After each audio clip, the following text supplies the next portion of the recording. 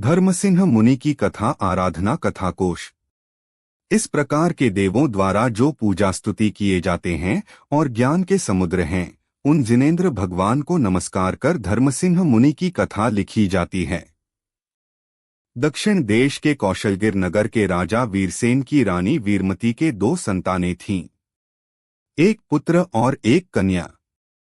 पुत्र का नाम चंद्रभूति और कन्या का चंद्रश्री था।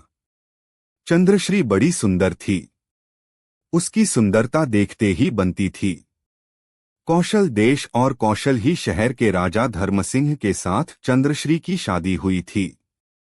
दोनों दंपति सुख से रहते थे। नाना प्रकार की भोगोपभोग वस्तुएं सदा उनके लिए मौजूद रहती थीं। इतना होने पर भी राजा का धर्म पर पूर्ण विश्वास था और अगाध श्रद्धा थी। वे सदा दान, पूजा, व्रतादि धर्म कार्य करते थे। एक दिन धर्मसिंह तपस्वी दमधर मुनि के दर्शनार्थ गए। उनकी भक्ति से पूजा स्तुति कर उन्होंने उनसे धर्म का पवित्र उपदेश सुना, जो धर्म देवों द्वारा भी बड़ी भक्ति के साथ पूजा जाता है। धर्मोपदेश का धर्मसिंह के चित्त पर बड़ा गहरा असर पड़ा।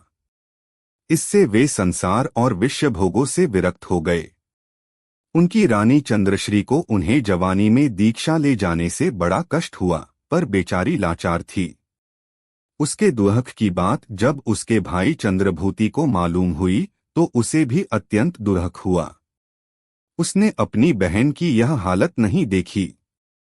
उसने तब जबरदस्ती अपने बहनोई धर्मसिंह को उठा लाकर चंद्रश्री के पास ला रखा। धर्मसिंह फिर भी न ठहरे और जाकर उन्होंने पुनः दीक्षा ले ली और महातप तपने लगे। एक दिन इसी तरह वे तपस्या कर रहे थे। तब उन्होंने चंद्रभूति को अपनी ओर आता हुआ देखा।